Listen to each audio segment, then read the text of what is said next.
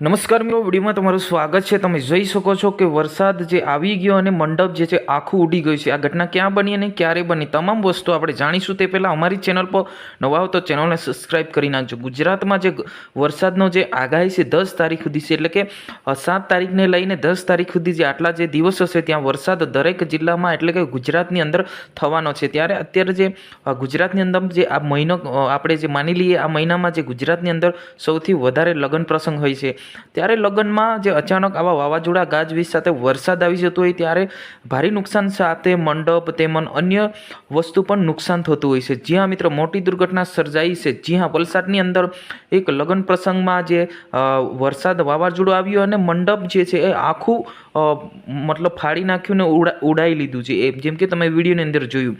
કેમ કે અત્યારે ગુજરાતમાં સૌથી મોટા સમાચાર આપણને મળી રહ્યા છે, જે જંગલ વિસ્તારમાં જે ડાંગ, વલસાડ, તાપી, સુરત તેમજ છોટાઉદેપુર અને નર્મદા આવા જિલ્લામાં જે જંગલ વિસ્તાર જે છે ત્યાં આગળ સૌથી વધારે વરસાદ પડી રહ્યો છે। અત્યારે જે ગુજરાતની અંદર આગાહી છે એ 10 તારીખ સુધી જે અંબાલાલ સાહેબે આપી છે એ જ રીતના જે વરસાદ પણ વરસી રહ્યો છે। જી હા મિત્રો, વાત કરવામાં આવે તો અત્યારે જે લગ્ન સિઝન ચાલી રહી છે ત્યારે લોકો પોતાના સપના પૂરા કરવા માટે ખૂબ ત્યારે વરસાદનો માહોલ ગરમાયો છે અને 10 તારીખ સુધીનો જે વરસાદ જે વરસવાનો હોવાના સમાચાર મળી રહ્યા છે। જી હા મિત્રો, જે આજે જે ઘટના બની છે વલસાડની અંદર લગ્ન પ્રસંગમાં જે આખું મંડપ જે છે ઉચકીને લઈ ગયું છે, કેમ કે વાવાઝોડું જ એટલું અત્યારે જે ચાલી રહ્યું છે અને જે વરસાદ જે ગાજવીજ સાથે અને સૌથી વધારે તો માનવામાં આવે તો જે છોટાઉદેપુર જિલ્લામાં જે વાવાઝોડા સાથે વરસાદ અને અમુકના મકાન પણ પડી જાય છે, અમુકનો જે પતરાઓ છે એ પણ ઉડી જાય છે હોવાના સમાચાર આપણને મળી રહ્યા છે। જી હા મિત્રો, આ ઘટના વિશે તમારે શું કહેવું છે અવશ્ય કોમેન્ટ બોક્સમાં જણાવજો। અત્યારે જે